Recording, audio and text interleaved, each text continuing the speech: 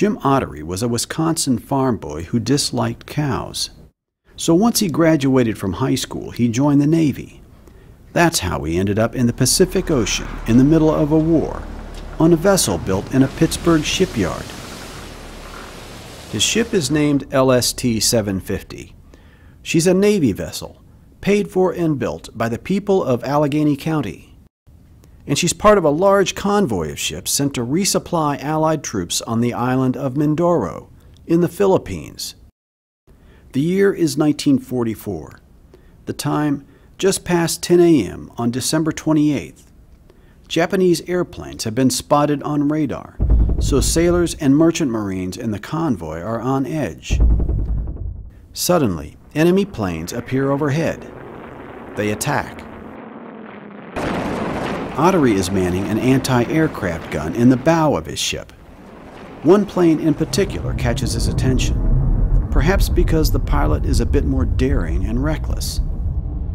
Ottery is experiencing his first kamikaze attack.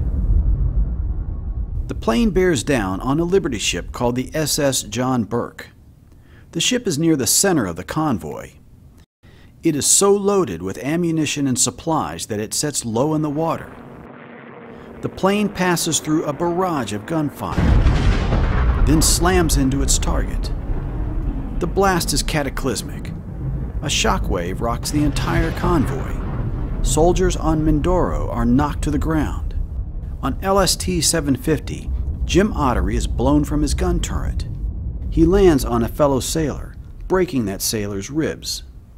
Shrapnel tears through a number of ships, including LST 750, leaving jagged openings the size of portholes. The SS John Burke is gone. This is the beginning of what will become a very bad day for Ottery and for all others on LST 750, a ship that was the pride of Pittsburgh. This is what Neville Island looked like 6 months earlier, on Memorial Day of 1944. 25,000 people lined the riverbank just outside of Pittsburgh to watch LST 750 slide into the Ohio River.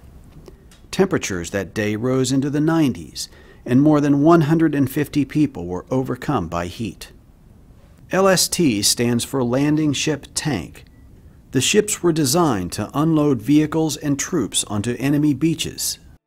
Soon, they would perform crucial roles in the landings at Normandy on D-Day and during the invasion of Okinawa. But early in the war, the Allies had a problem. Coastal shipyards were busy making larger ships of war. So the task of making LSTs fell to a few inland shipyards. Dravot Corporation on Neville Island was chosen by the Navy to lead the effort. LSTs were built in Ambridge, too, and in Evansville, Indiana, and Seneca, Illinois. On Neville Island, Dravot built a new yard and hired thousands of workers. Mostly, the company needed welders. For the first time, women and African Americans were hired. 3 of the new workers were Pittsburgh sisters Vera, Ann, and Julie Djurjevic. They earned $30 a week, a lot of money for a young lady in the early 1940s. But the work was difficult. In winter, ice and snow often covered the steel decks. In summer, workers cooked inside leather overalls needed to protect them from sparks. March forward, Americans! But it was a time of great patriotism. The nation was at war. No one knew what the future held.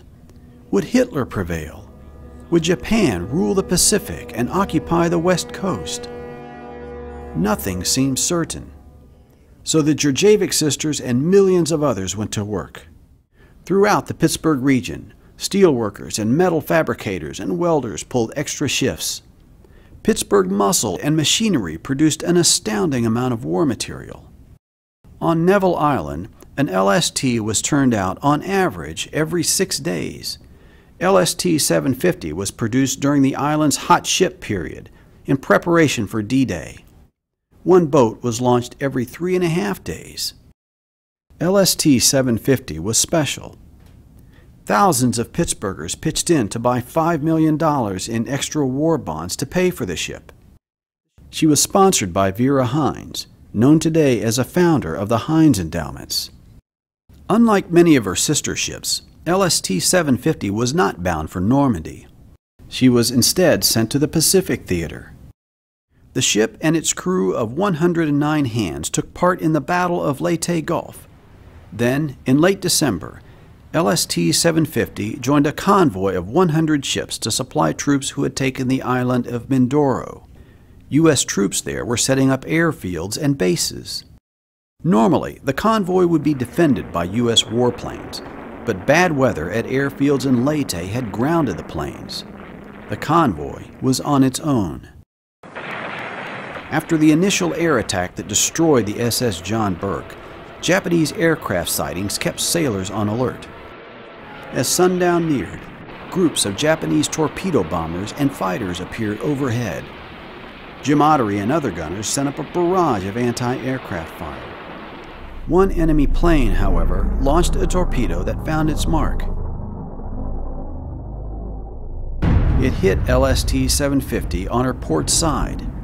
Fires broke out, and the ship began taking on water. Crew members tried to control the damage, but the efforts were hampered because several sailors were still manning guns and fighting off Japanese aircraft. Eventually, darkness brought the attack to an end. 1 hour after being hit, LST 750 was in danger of capsizing. Her cargo had shifted, and the starboard prop was lifting out of the water. Crew members were ordered to abandon ship. Ottery jumped into the water and promptly lost his shoes. Soon he was rescued. Fellow sailors tried to find him a new pair of shoes. They could locate none big enough to fit the young man's feet, so they fashioned some makeshift shoes from burlap. LST 750 was scuttled. It took 150 rounds of 5-inch shells from the destroyer Edwards to send LST 750 to the bottom. Like many of those who built her, and like those who served on her, she was young and she was tough.